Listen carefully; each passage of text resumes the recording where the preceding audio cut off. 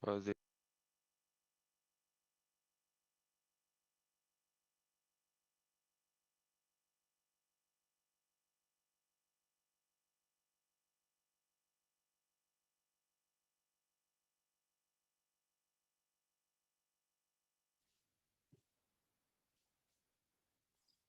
A los demás. Buenos días, ¿cómo están? Buenos días, profe. Buen día, Buenos profe. días, profe. Buenos días. Buenos días. Buen día, profe. Buen día. Buenos días, profe. Buenos días. Para comenzar, la idea, de acuerdo a lo que se ha conversado en la escuela, de acuerdo a lo que se ha acordado, pues es hacer unos repasos inicialmente para luego retomar, digamos, donde habíamos dejado frente al tema, avanzar en el tema. ¿Quién me puede decir dónde quedamos? ¿Qué parte del tema?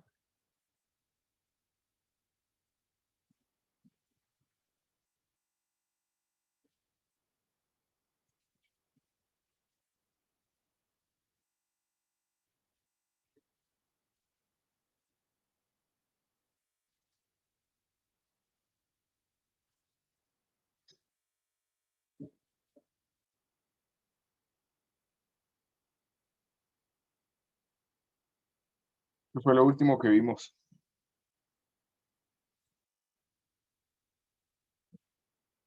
¿O qué se acuerdan de la clase de ingeniería económica? Profe, creo que lo último que vimos fue una comparación entre el interés simple y el interés compuesto. La comparación entre interés simple y compuesto. Ok. ¿Alguien más?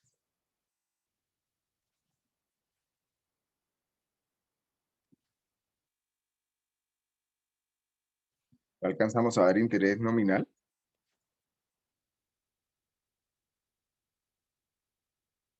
¿O interés efectivo?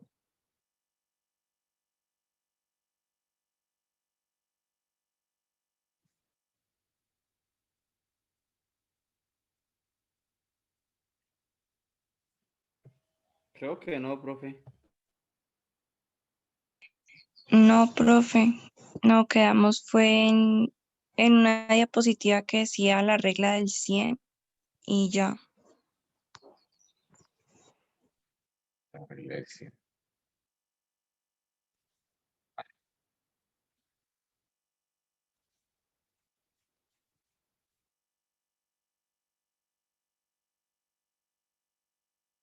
Esa fue la última diapositiva que vimos.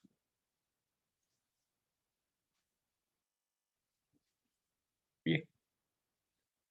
Por favor, levanten la mano los que tienen pensado la próxima semana asistir de manera presencial.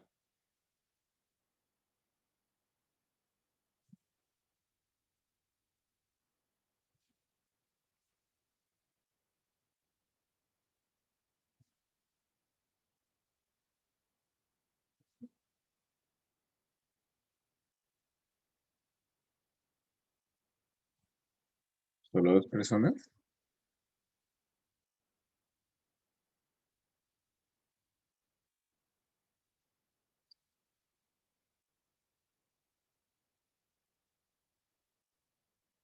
¿Y los demás?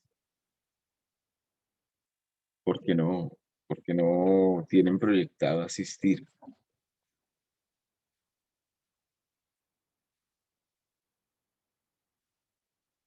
de manera presencial?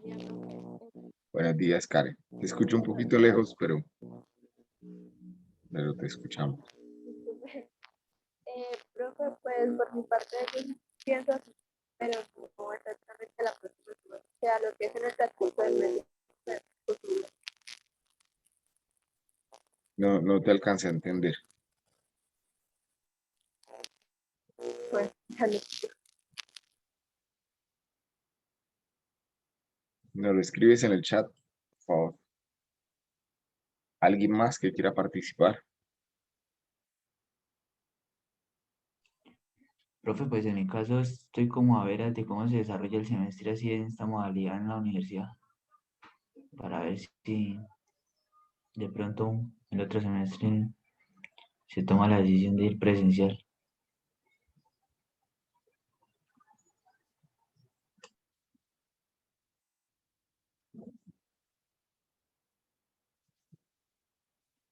Por favor, levante la mano los que no residen en el área metropolitana de Bucaramanga, ni en Florida, ni en Girón.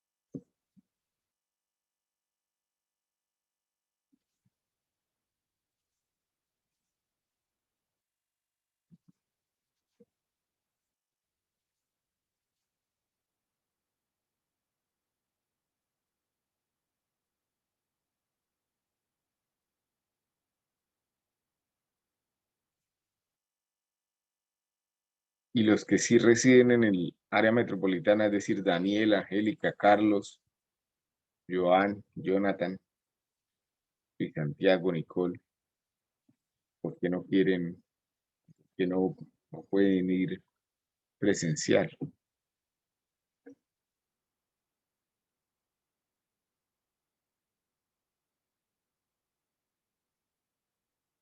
Profe, pues en mi caso quiero ver cómo se termina de desarrollar ese modelo híbrido que está ofreciendo la universidad y pues ahí sí yo decido si quiero participar de él o si prefiero quedarme en la modalidad virtual.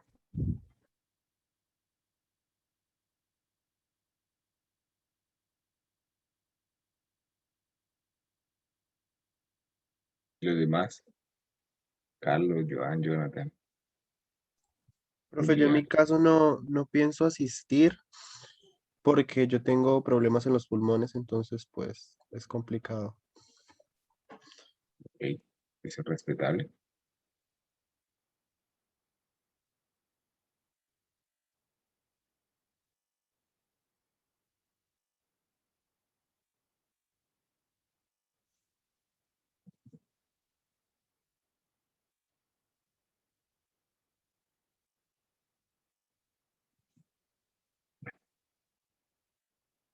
¿Qué recuerdan de la clase de ingeniería económica? ¿Qué les gustaría que repasemos? ¿O cómo quieren hacer ese repaso?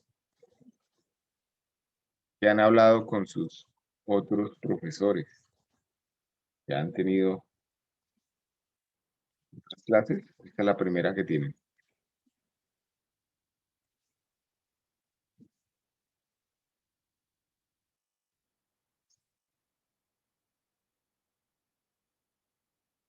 Pues yo tuve ayer tránsito y normal. Al profesor habló acerca de la situación y hizo un repaso global de lo que estaba pasando. Ah, y de cómo le iba a presentar la clase híbrida. Eso fue la clase. ¿Mm? ¿Quién más? Pues, profe, yo tuve ayer dos clases y era prácticamente muchos cambiaron bueno, las notas porque se acortó una parte para ellos y eso, y hablar de la problemática y cómo iba a ser el sistema híbrido y todos los pasos a seguir para eso. Profe, una duda, como la mayoría va a estar virtual, entonces los parciales también serían todos virtuales, ¿o cómo sería? Y voy a esperar a que evolucione también el tema. La otra semana tomamos una decisión.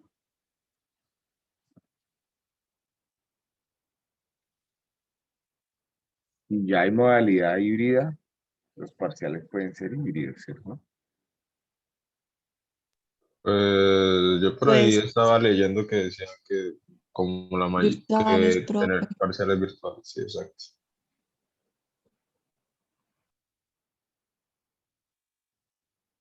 O sea, mis otros profes dicen que pues como todo el mundo debe tener las mismas condiciones, o es todo presencial o todo es virtual.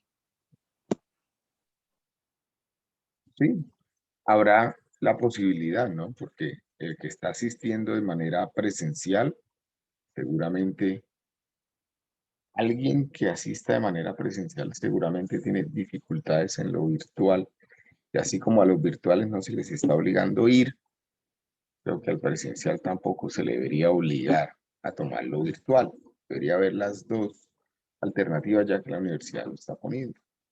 Por eso digo que podría manejarse también la modalidad híbrida a la hora de hacer el parcial. No hay un lineamiento todavía al respecto.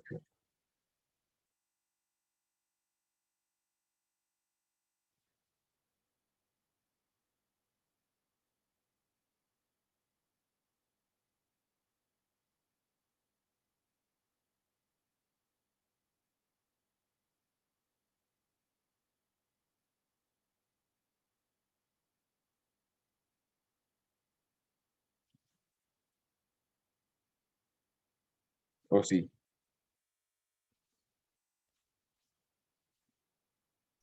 Pues, profe, creo que eso está entre el pliego que están de garantías. Entonces, creo que eso fue lo que se estaba pidiendo, como que todos tuvieran los mismos parciales. ¿Que Pero pues, todos qué? Perdón. que todos tuvieran la misma modalidad de parciales, que fuera virtuales para que algunos fueran tener mejores notas que otros, ese tipo de cosas. O sea, para evitarse ese problema. ¿Ok? Y eso está como una directriz, por mí no hay problema. Pero no sé si el que asista de manera presencial sienta que también lo están forzando a algo que no quisiera hacer.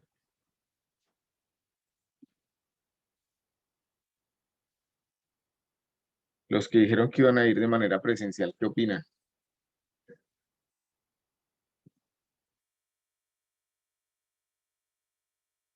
Pues, profe, no sé. O sea, toca ver cómo se mueve también este modelo. Exacto.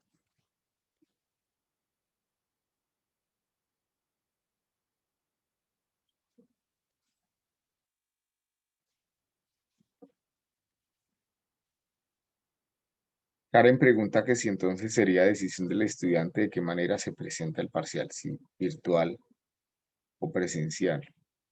Yo creo, Karen, que el tema todavía no está definido, por un lado, de lo que acabamos de ver. Segundo, debería ser coherente como se esté atendiendo las clases. ¿Sí? Si las estás atendiendo virtuales, pues el parcial sería virtual. Si lo estás atendiendo presencial, pues probablemente presencial, pero Pero, para la profe, fecha del parcial, es que hay me un parece- problema, y es que es un día, eso es pico y carnet, o sea, de todas formas, si uno quiere ir presencial, de todas formas va a tener que ver la clase virtual un día. ok. Bueno, tendremos que evaluar el tema. Yo desconozco cómo es también el ingreso, el pico y carnet, qué tan difícil sea, cómo va evolucionando el tema de la pandemia, etcétera. Llegará un punto en donde la virtualidad se tenga que reducir al máximo, ¿no? No somos una universidad netamente virtual. Cuando la pandemia comience a bajar y cuando todo el mundo esté vacunado, me imagino que vamos a retornar a las aulas sí o sí, ¿cierto? No sé si eso pasará en el transcurso de los 2 meses que quedan, o los 3 meses que quedan. Pues yo sí creo que ese retorno va a ser más bien progresivo. De pronto ahorita no entramos todos, pero en el transcurso de estos 3 meses va a comenzar yendo gente en la medida que de pronto también se vaya a avanzar la vacunación y de pronto en la medida que el sistema vaya avanzando también. Es Pues correcto. algunas personas de pronto tenemos pensado terminar el semestre por completo desde lejos en la medida de lo posible, al menos de pronto por plata o cosas así. por otras Pero, circunstancias, ¿cierto? sí, pero Diferentes a pues la pandemia. sí, pero de todas maneras, yo creo que sí, el retorno va a ser progresivo, como que de pronto primero van 2, luego van 4 y así. Sí. A la pregunta de los parciales, mi respuesta es la misma de lo que ustedes están planteando. No todos, no todos pueden atenderlo en las mismas condiciones de manera virtual o presencial, ¿cierto? Pueden haber alguien que se le dificulte de manera virtual presentarlo porque no tiene una buena conectividad, porque no tiene un buen equipo, etcétera, ¿cierto? Entonces, sesgar, obligar, pues también no está siendo coherente con lo que ustedes mismos están pidiendo, que es tener, como digamos, las mismas oportunidades para todos. Lo que sí hay que garantizar es que el parcial sea del mismo nivel, de la misma dificultad para todos, ¿cierto? Se evalúen los mismos conceptos, etcétera. Pero creo que la modalidad en que se presente podría variar. Ahora, para mí como profesor, si fuera una sola modalidad es más sencillo, ¿sí? Luego no es un tema de facilidad, todo lo contrario, digamos. Eso pone una dificultad adicional, pero bueno, ya lo iremos evaluando. ¿Qué otra duda tienen?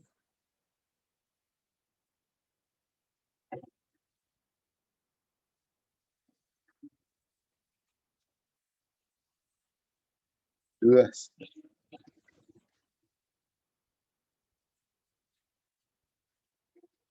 No, profe, pues más o menos como vamos a hacerlo el repaso. A ver, por hoy vamos a comenzar una especie de repaso, pero para lo que quedan, porque ustedes son privilegiados por el hecho de que hoy ya, por la misma asamblea de ustedes, hay una decisión de comenzar, ¿cierto? Los otros cursos que tengo, pocos asistieron a sus clases, que eran lunes y miércoles, y ya perdieron una semana de repaso, ¿cierto?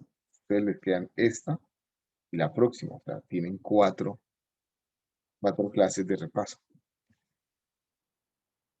Lo que sí les quiero comentar es que para que el repaso sea efectivo, pues ustedes mismos son los que tienen que comenzar a retroalimentar qué quieren repasar, qué deben reforzar, porque no se trata de en 2 semanas volver a dar todo el tema que ya se había dado, sino afianzar el tema que ya se había dado, ¿cierto? Profundizar un poco en el tema que ya se había dado, pero obviamente en el que ustedes consideren que hay que afianzar.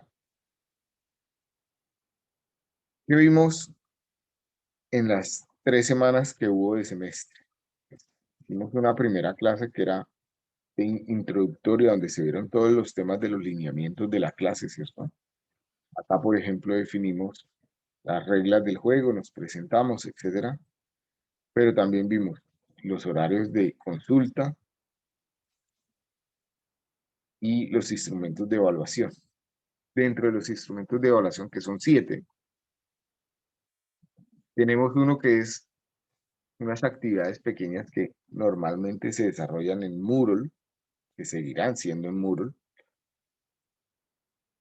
que pueden haber tantas como consideremos para los temas a tratar, que tiene un porcentaje del 10%. Después hay unas actividades que están relacionadas con un proyecto de inversión, como es un reporte inicial, como es una exposición, como es la sustentación del proyecto y un reporte final, ¿cierto? Y hay programados 2 exámenes, uno formativo sobre temas de interés y conceptos básicos y uno sumativo que tiene que ver con todo el tema de matemáticas financieras, con el tema de indicadores de onda económica, pero obviamente para hablar de matemáticas financieras tengo que tener claro los conceptos evaluados en el primer parcial. Luego, por eso es un sumativo. Yo creo que esto no va a tener una variación. Si tuviera alguna variación, o sea, la única variación que veo posible sería quitar el reporte final y distribuir ese 10% en los exámenes, pero no sé qué, no sé si esa alternativa, pues como la vean, ¿sí?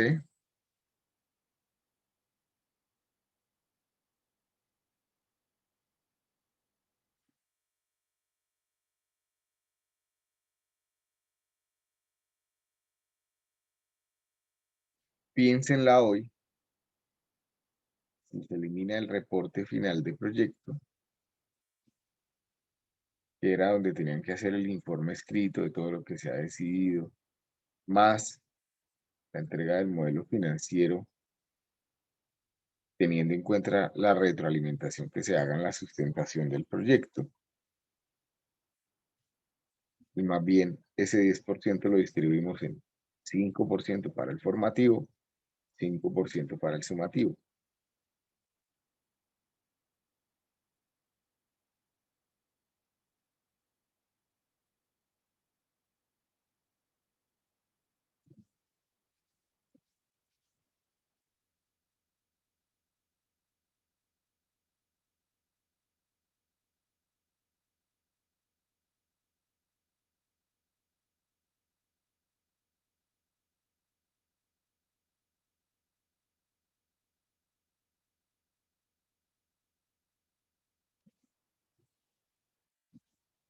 Lo pensaré hoy y les traigo una decisión para mañana de si hacemos ese recorte. También estaba definido unas fechas que nos tocará volver a reprogramar en función de lo que tengamos acá.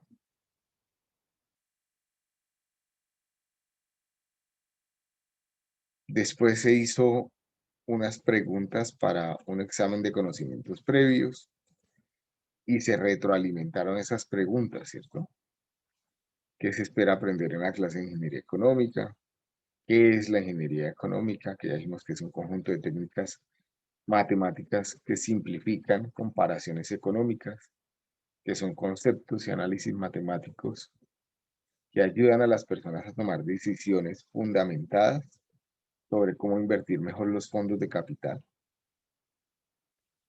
Entonces, digamos, aquí la clave es esto que estoy resaltando, ¿cierto?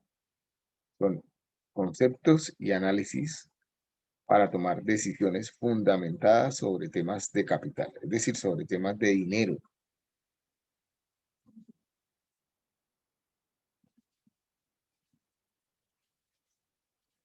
También que determina la capacidad de consumo de una persona. ¿Recuerdan que determina la capacidad de consumo de una persona o no?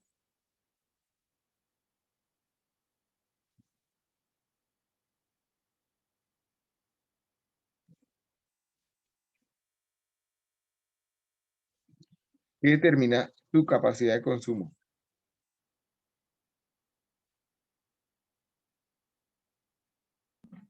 Los gastos que tenga. Nivel de ingresos. El nivel de ingresos, correcto. Los gastos o las necesidades que yo tengo, pues pueden ser infinitos, ¿cierto? Todos podemos tener infinitas necesidades. Otro cuento es que pueda atenderlas todas, ¿cierto?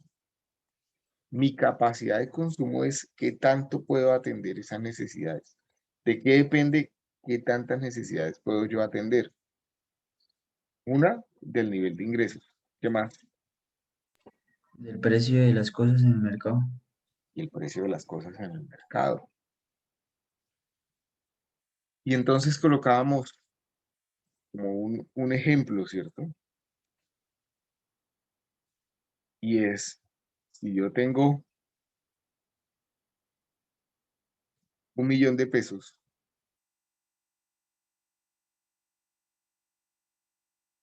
y por decir algo, en el ejemplo, Si todas mis necesidades de consumo se pudieran resumir en Coca-Colas, ¿cuántas Coca-Colas puedo consumir con ese $1.000.000?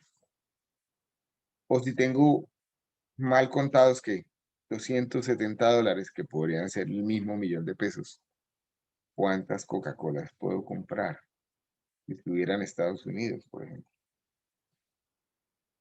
Entonces, depende de los ingresos, ese $1.000.000, esos $270, pero también depende del precio de la Coca-Cola, ¿cierto? ¿Sí es claro? Sí, señor. Después vimos un concepto muy importante que se conoce como el valor del dinero en el tiempo, que también afecta la capacidad de consumo de las personas. ¿Qué recuerdan del concepto del valor del dinero en el tiempo?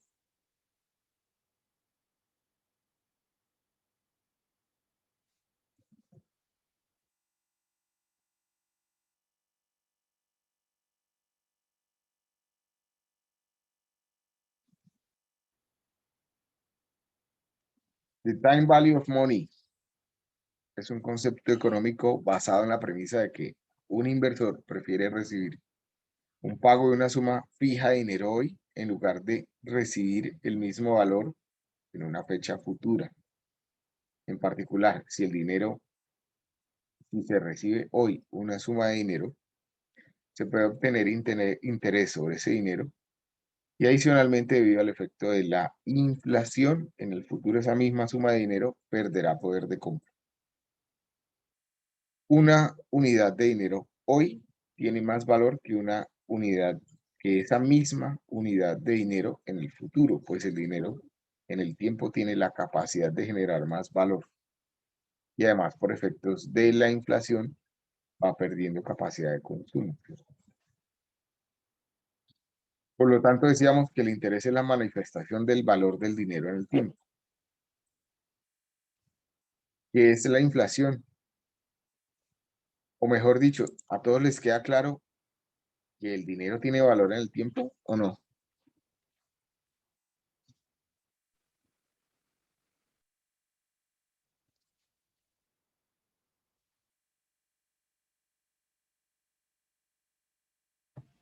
Sí, profe. ¿Será que con $1.000.000 de hoy compro lo mismo que compraba con $1.000.000 hace 10 años? No, profe. Obviamente no, ¿cierto? ¿Por qué no? ¿Qué afecta ese valor del dinero? Pues que anualmente los precios de todo suben y pues lo que yo podía comprar antes con $1.000.000, ponle que era como 1.000 Coca-Colas y ahora la Coca-Cola está al doble, entonces puedo comprar solamente 500. Ok, Angélica. ¿Y cómo se llama eso? Ese aumento generalizado y sostenido del La nivel de los precios inflación. de las cosas. Inflación, ¿cierto? ¿Qué causa la inflación?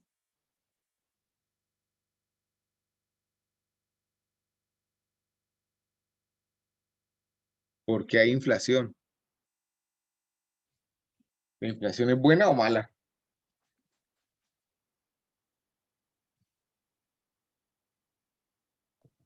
Profe, es buena, pero tiene que ser controlada. No puede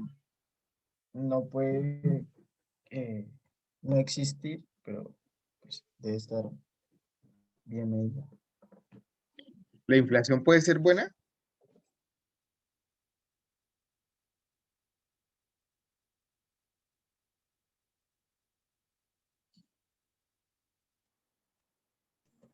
La inflación es necesaria, mala. Hace que no se estanque como la economía, ¿no? Ok. Armando, te escuchamos también.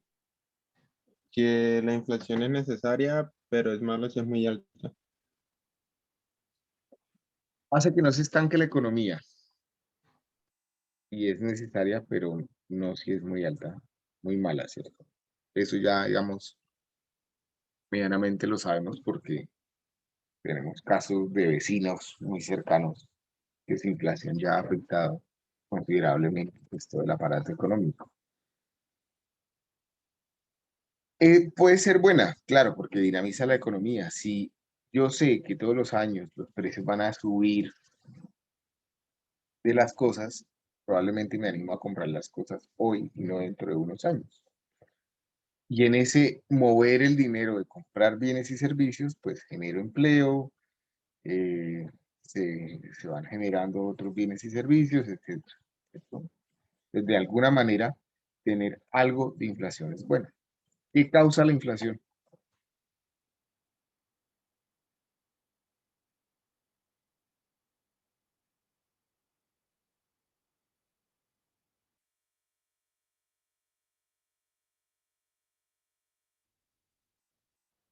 ¿Por qué hay inflación?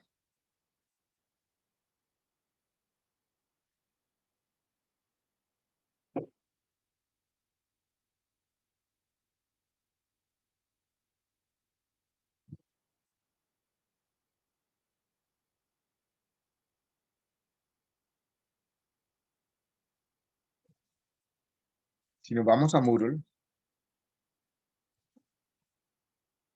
tema de la inflación es un tema interesante,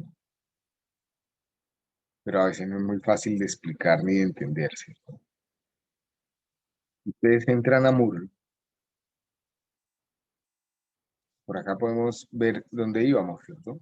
Tenemos la bienvenida, en la bienvenida estaban unas reglas de juego, el grupo de WhatsApp, el canal donde se cuelgan los videos, etcétera.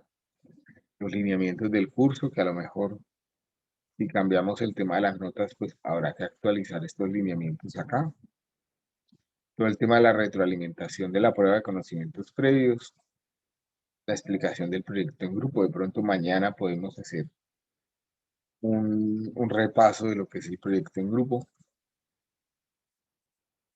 Y lo que acabamos de hablar de conceptos básicos. En la pestaña de conceptos básicos tenemos otra de inflación, pero quiero ver esta de interés. En interés ya habíamos visto interés simple y compuesto. Por acá ya teníamos cargado nominal, efectivo y demás, ¿cierto? Pero no están los videos, por lo tanto no íbamos ahí en simple compuesto. Este es el último video que tenemos.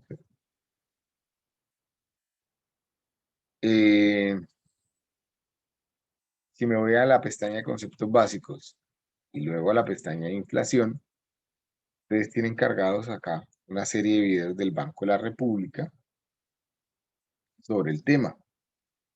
Miremos uno. Miremos las causas de la inflación. ¿Qué causan la inflación?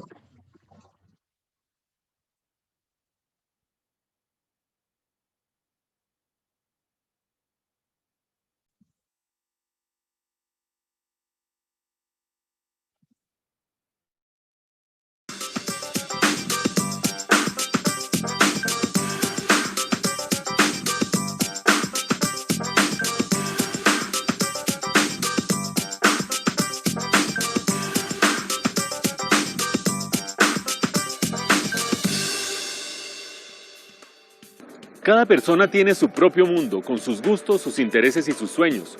Pero si hay algo que todos tenemos en común, es que queremos que el dinero nos rinda para poder comprar muchas cosas. Por eso uno de los temas económicos a los que más tenemos que ponerles atención es la inflación, un fenómeno que puede reducir drásticamente la cantidad de cosas que podemos comprar con nuestro dinero. Buenos días, don Hugo. Buenos días. ¿Me vende un cafecito, me hace el favor? Con mucho gusto. Muy amable. Gracias a usted. En este video vamos a estudiar cuáles son las causas de la inflación. Como ya sabemos, la inflación es un aumento sostenido y generalizado en el nivel de precios. Tomemos un ejemplo, un país en el que la inflación es del 100% anual, es decir, que los precios se duplican cada año. Eso quiere decir que si al comienzo del año yo podía comprar con 10.000 pesos 2 libras de café de 5.000 pesos cada una, al final del año solamente podré comprar una porque su precio se ha duplicado. Un fenómeno como estos trae grandes problemas para la gente y para las autoridades. Para la gente del común, sencillamente porque la plata ya no les alcanza para comprar lo que antes compraban. Y para las autoridades, porque manejar un país donde hay inestabilidad de precios es muy difícil. Cuando se da un aumento en la inflación y todo el mundo está contra la pared, surge la pregunta básica: ¿por qué se produce la inflación? Los economistas clasifican la inflación en dos categorías dependiendo de cuáles sean sus causas: inflación de demanda e inflación de oferta. En una economía se presenta una inflación de demanda cuando los agentes económicos, es decir, el gobierno, las familias, las empresas, tratan de comprar más productos que los que hay disponibles. Eso sucede, por ejemplo, cuando los salarios aumentan más de lo que es necesario para mantener el poder adquisitivo de los trabajadores. Veamos un ejemplo sencillo. Supongamos una economía en la que la producción aumenta a un ritmo de 5% anual, por decir cualquier cosa.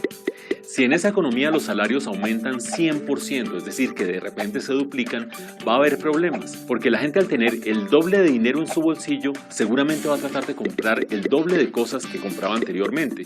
Y como la producción no puede reaccionar rápidamente, ese nuevo gasto seguramente se va a ir, en parte en importaciones, pero en gran medida en un aumento en precios. Ese es un ejemplo clarísimo de cómo aumenta la inflación cuando la gente trata de comprar más cosas que las que hay, o lo que es lo mismo, cuando la demanda excede la oferta. Cuando la gente tiene más dinero en los bolsillos, trata de gastar más, y en alguna medida eso se va a traducir en un aumento en precios.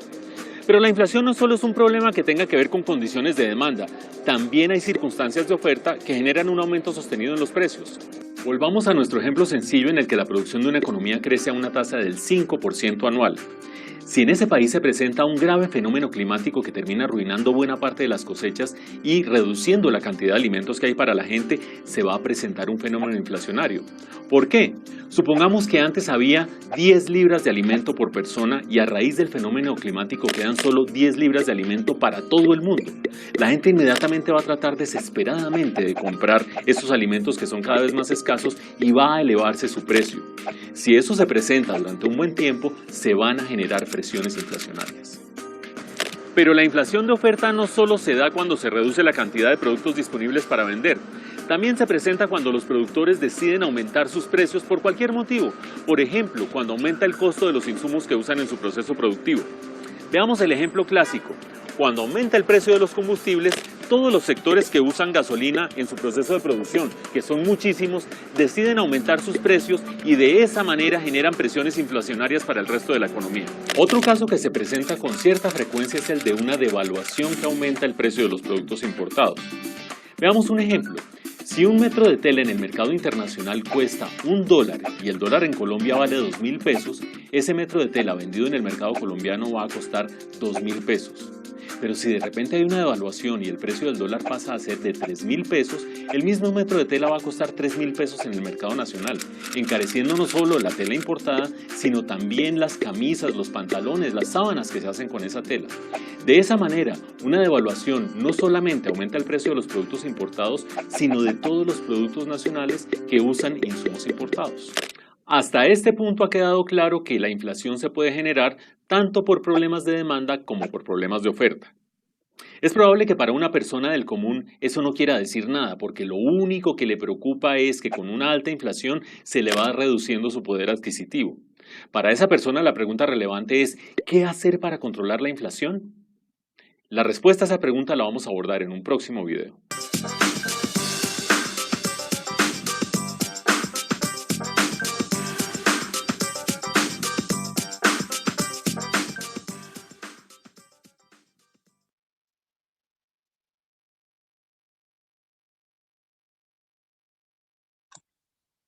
¿Esto sí les aclaró el tema o no? ¿Poco? ¿Ayuda?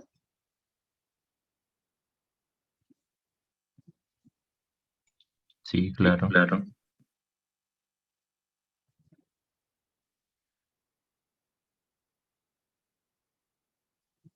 Acá tienen en muro los otros videos por si quieren profundizar sobre el tema de la inflación.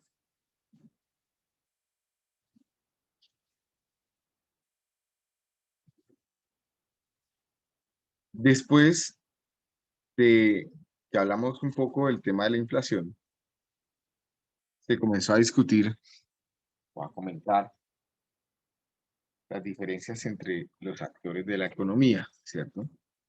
Entonces comenzamos a hablar de cuáles eran esos actores. Existen consumidores, que existen ahorradores, los empresarios o inversionistas. Y cómo el valor del dinero en el tiempo los afecta a todos por igual, ¿cierto? A nadie se escapa del tema del valor del dinero en el tiempo. Obviamente, dependiendo en qué escalón estemos dentro de los actores de la economía, nos va a importar una cosa u otra. También comentábamos que podemos actuar como cualquiera de estos actores, o sea, todos somos consumidores, pero también podemos ser ahorradores e inversionistas y empresarios al mismo tiempo, ¿cierto? Todos somos consumidores, todos tenemos necesidades de consumo, ya sean productos, ya sean servicios. Cuando actuamos como consumidores, el valor del dinero en el tiempo nos afecta por efectos de la inflación, ¿cierto? Con la misma cantidad de ingresos hoy, no podemos comprar lo mismo hoy o dentro de un año, ¿cierto? Por lo tanto, se prefiere consumir hoy, porque sabemos que dentro de un año vamos a perder capacidad de consumo, digamos. Ese es el tema con el consumidor. Entre más alta la inflación, pues voy perdiendo mayor capacidad de consumo. Frente al tema del ahorro, cuando comenzamos a hablar de ahorro, decimos que es la acción de separar una parte del ingreso mensual con el fin de guardarlo para el futuro y que en ese futuro se puede utilizar para algún gasto importante, para algún imprevisto, para alguna emergencia económica. Entonces yo puedo ahorrar con el objeto de adquirir o de tener un mayor consumo en el futuro, o puedo ahorrar con la expectativa de atender algo en el futuro que no estuviera del todo planeado. Pero al ahorrador también lo afecta el valor del dinero del tiempo y lo afecta la inflación. Por lo tanto, decíamos que ahorrar no es poner el dinero en una alcancía o, como se dice coloquialmente, debajo del colchón, ¿cierto? O en un cajón. ¿Es esto claro? Para todos es claro que eso, desde el punto de vista de la clase de ingeniería económica, no es ahorro.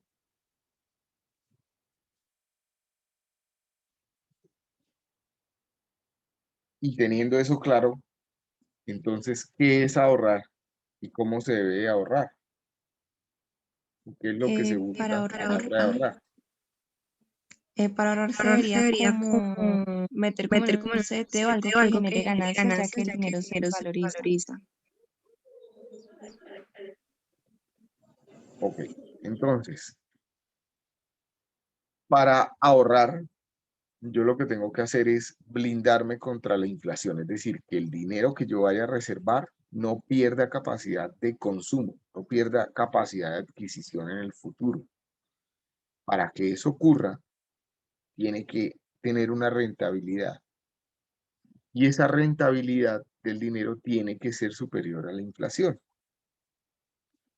En el mercado existen instrumentos financieros de ahorro, que son los instrumentos con los que las entidades financieras piden prestado dinero, porque realmente eso es lo que estamos haciendo cuando ahorramos, le estamos prestando dinero a las entidades financieras a cambio de una rentabilidad.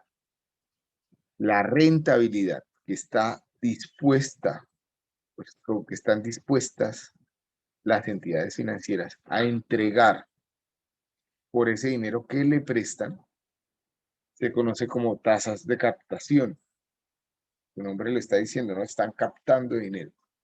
Entonces, esas tasas de captación suelen estar ligeramente por encima de la inflación para que el ahorrador sienta, y en efecto sea así, que su dinero no pierde capacidad de consumo. Entonces, esos instrumentos, esos productos financieros que están diseñados por las entidades financieras para captar dinero, para pedir prestado dinero, son los famosos CDTs, son los bonos gubernamentales, son de pronto las fiducuentas, ¿cierto? Porque las fiducuentas son instrumentos de alta liquidez y probablemente no les llama mucho la atención. Las cuentas de ahorro también, pero en Colombia las cuentas de ahorro no cumplen la condición de ahorro. Es decir, las cuentas de ahorro en Colombia, la rentabilidad de las cuentas de ahorro de Colombia no compensan la inflación. Por lo tanto, no son buenos instrumentos de ahorro. ¿Esto que acabo de decir es claro? Las cuentas de ahorro, o sea, el nombre no corresponde con lo que realmente se quisiera hacer o tener. Y si yo pongo mi dinero en una cuenta de ahorro, voy a perder capacidad de consumo. No me renta lo suficiente para compensar el efecto de la inflación. ¿Sí? ¿Claro?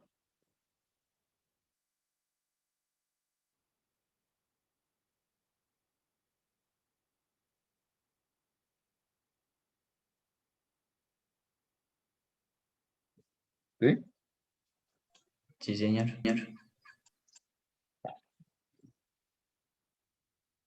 Después comenzamos a hablar de los especuladores, de los inversionistas, de los inversores, de los empresarios. Y decíamos, pues, ¿cuál es el objeto de invertir?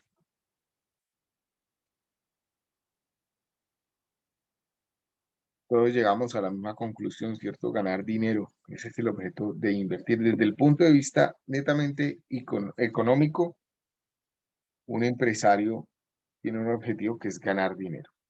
Pero nos hacíamos la pregunta de, ¿qué significa ganar dinero? Porque muchas veces para invertir, pues necesitamos pedir prestado, ¿cierto? Necesitamos tener unos recursos propios que si no los pongo a producir, no los invierto en un tema productivo, los podría ahorrar. Ya, de acuerdo a lo que acabamos de ver, si decido ahorrarlos, pues van a tener cierta rentabilidad que me van a blindar frente a la inflación y de pronto hasta ganar un poquitico más.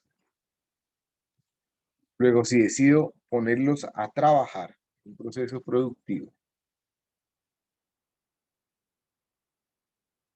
el concepto de ganar dinero tiene que ser marginal. Es decir, tengo que generar dinero o acumulación de dinero por encima del dinero que me están prestando.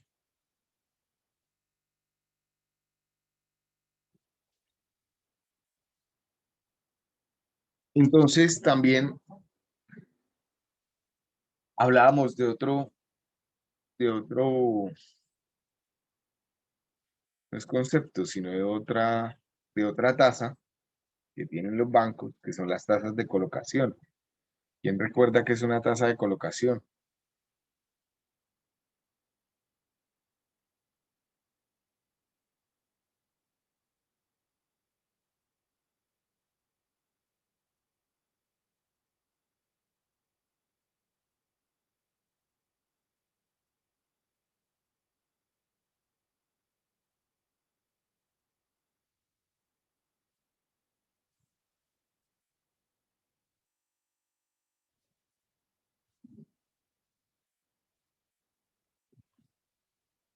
¿Nada?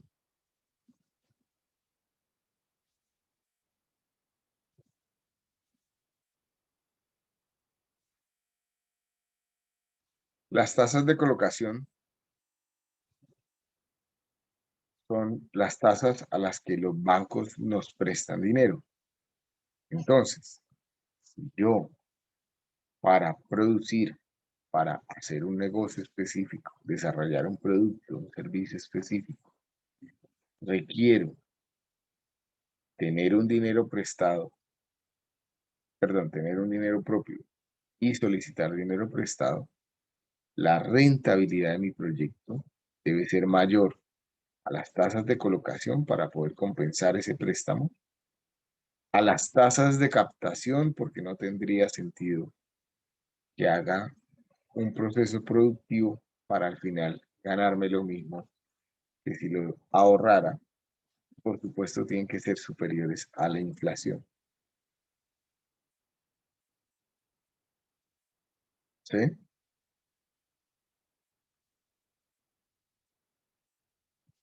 ¿Sí lo recuerdan?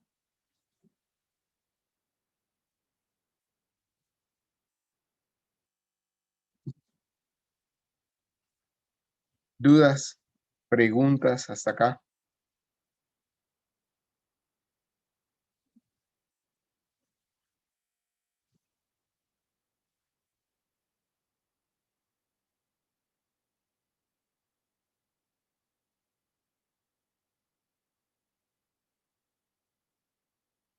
¿Dudas? Profe, la tasa de captación hace referencia al interés por ahorro o algo así. El interés que percibo o que las entidades financieras están dispuestos a entregar. Si yo ahorro, sí, si yo coloco mi dinero en un CDT, por decir algo, es la tasa del CDT, o es la tasa del bono, si decido comprar bonos.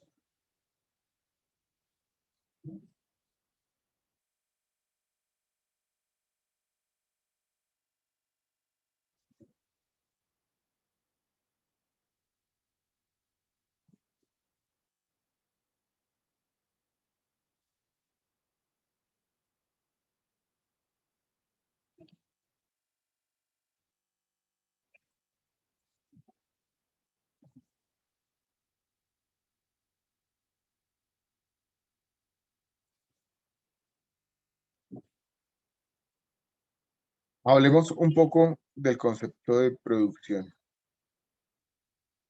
que está relacionado también con lo que ustedes están haciendo o van a hacer en su proyecto de inversión en grupo.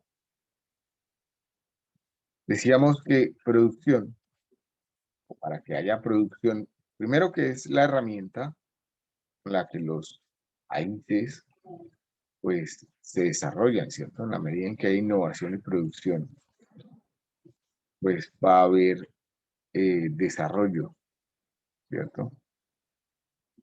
Y que esa producción pues implica una transformación de recursos naturales, como pueden ser materias primas y demás, utilizando energía humana, ya sea conocimientos, ya sea mano de obra como tal, y utilizando instrumentos de trabajo, qué sé yo, computadores, software, maquinaria y demás, para generar un bien o un servicio que atiende una necesidad, y en ese proceso de transformar es lo que conocemos como creación de valor.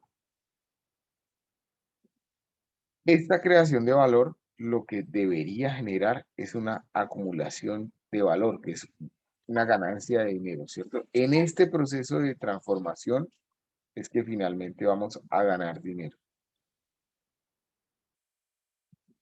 También decíamos entonces que para que haya esta transformación, pues necesitamos invertir unos recursos y que estos recursos provienen muchas veces, la gran mayoría de las veces, una parte del patrimonio o del ahorro, ¿cierto? De recursos propios y otra parte de deuda, de préstamo, de créditos. Yo creo que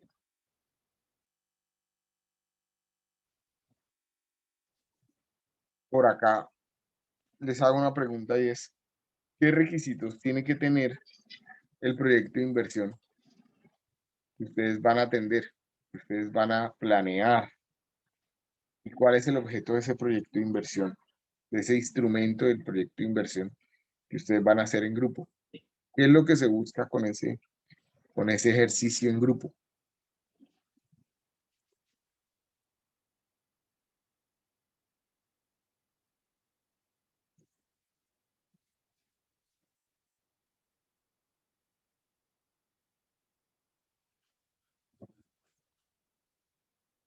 ¿Qué se busca con el ejercicio?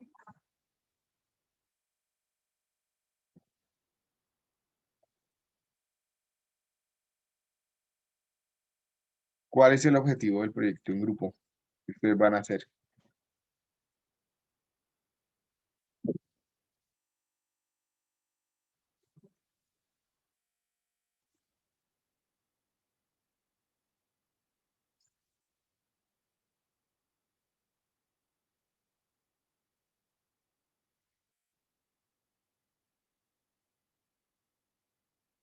¿Siguen conmigo?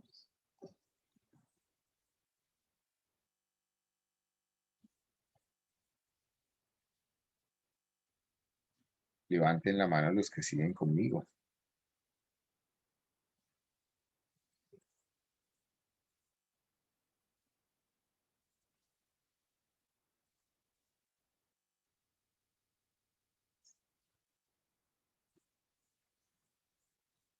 Ok.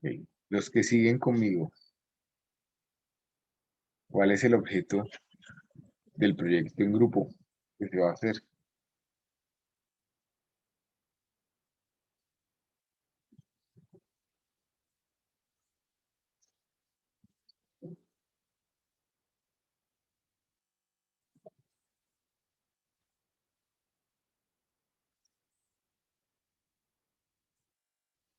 ¿Nadie?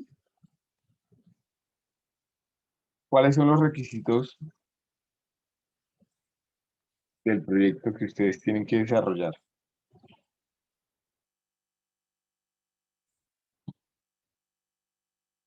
Antes de que comenzara el paro,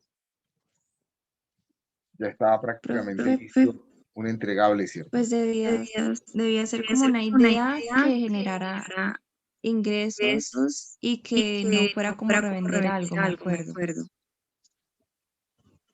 Sí, solo hay dos requisitos, ¿cierto? Primero, que tiene que ser completamente legal la idea de negocios que ustedes seleccionen. Y segundo, que esa idea de negocios tiene que crear valor. Entonces, como lo acabamos de ver, crear valor implica transformar materias primas utilizando energía humana e instrumentos de trabajo para generar un producto o un servicio que atienda una necesidad específica. Es decir, no se trata de revender algo, ¿cierto? No se trata de comprar algo barato para venderlo caro. Ahí no hay creación de valor. Muchos de los negocios que vemos en nuestra sociedad no crean valor, ¿cierto? O sea, ¿son buenos negocios? Sí, son buenos negocios. Pero al no haber creación de valor, pues no hay desarrollo económico, ¿cierto? ¿Sí? Fíjense que no va a salir del tema ya como para ir cerrando, pero fíjense que comenzó nuevamente una carrera espacial, ¿cierto? Ahora tenemos a los grandes millonarios en una carrera espacial que no es otra cosa que un gran proceso de producción y un gran proceso de innovación y de creación de valor. ¿Sí? Está Tesla con SpaceX, está o el Elon Musk con SpaceX, está Jeff Bezos con Blue Origin, es que se llama, y está Richard Branson con Virgin Galactic, ¿cierto? Los tres haciendo desarrollos de cohetes para hacer viajes turísticos al espacio. No es más que un proceso de innovación y de creación de valor, ¿cierto? ¿Cuántos puestos de trabajo debe generar eso? ¿Qué rentabilidad debe tener eso para que pueda ser atractivo para esos inversores? ¿Sí? Lo que le falta a nuestro país es más innovación, más creación de valor para que haya desarrollo económico obviamente para que hayan más oportunidades, más empleo y demás. Y obviamente algo que estimula la creación de valor son estos ambientes, la educación, ¿cierto? Y estos ejercicios que estamos planteando acá. Entonces, mi invitación es a que ustedes se animen en estos proyectos de inversión, pues, realmente pensar cuál podría ser la innovación, ¿cierto? Para mí es válido el negocio de empanadas, como es válido algo que genere más valor que eso. Al final, en una empanada hay creación de valor, ¿cierto? Estoy transformando una materia prima, que son unos insumos que pasan por un proceso, crean un producto, atienden una necesidad que será el hambre de la persona que está por ahí cerca, ¿cierto? Y ahí hay una creación de valor, pero nos toca profundizar en los procesos de innovación y de real identificación de las necesidades de nuestra sociedad para que en atender esas necesidades de la sociedad es donde se genera realmente el crecimiento económico y las oportunidades. Y aprovecho para echar una cuña, o sea, el gobierno tiene unas obligaciones, o sea, en la medida en que haya más acceso a la educación y que esa educación sea de calidad, haya más acceso a recursos de capital, digamos, riesgo o para inversión, obviamente apostándole no a cualquier emprendimiento, sino a unos que tendrá que definir el gobierno cuáles son las políticas, hacia dónde quiere ir, qué quiere innovar, qué quiere desarrollar, qué cree que va a ser el potencial del país, pues es donde van a haber cada vez más oportunidades de empleo, ¿cierto? Y es la forma de generar oportunidades. Dudas hasta lo que hemos comentado hoy.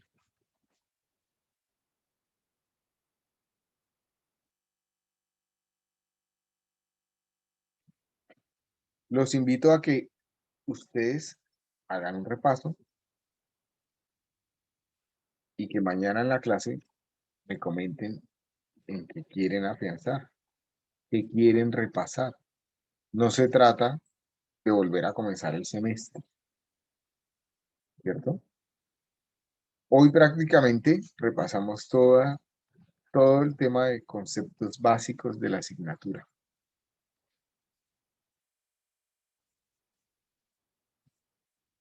Profe, pues yo creo que podíamos mirar ejercicios o algo así, la parte más numérica. Perfecto, Laura. Los invito a que mañana traigan cada uno un ejercicio. Los planteemos de lo que ya hemos visto y los desarrollamos.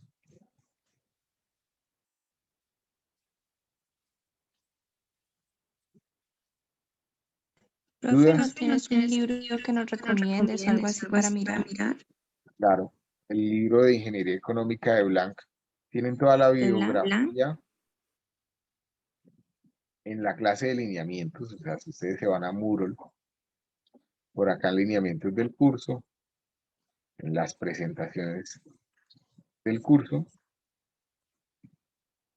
tienen la bibliografía. Ingeniería Económica de Blanc, es interesante, y hay otros por acá, ¿cierto?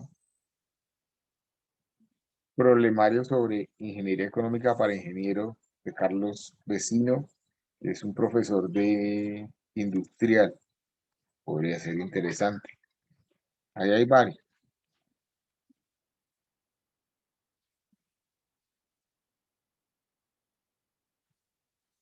Profe, qué pena. ¿Será ¿Será que que puede puede dejar de dejar de compartir el compartir el sonido de la sonido a la pantalla? pantalla? Que se Que se escucha escucha feíto cuando feíto uno cuando uno habla. habla. ¿Perdón?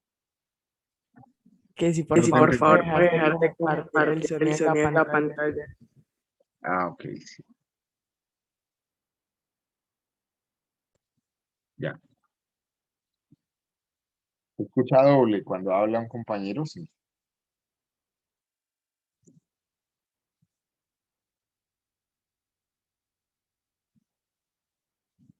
¿Mejoró? Pues yo creo que sí. Bueno, dudas. Si no hay más dudas, nos vemos mañana.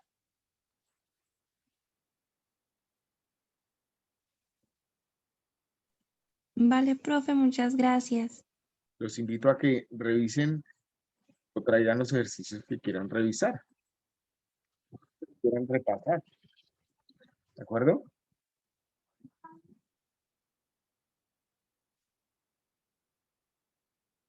Listo, profe. Vale, profe. Hasta luego. Luego. Bueno, profe, hasta Hasta luego, profe. Hasta Hasta luego. luego. Hasta luego, profe. Hasta luego, profe. Hasta luego. Hasta luego. Luego, profe.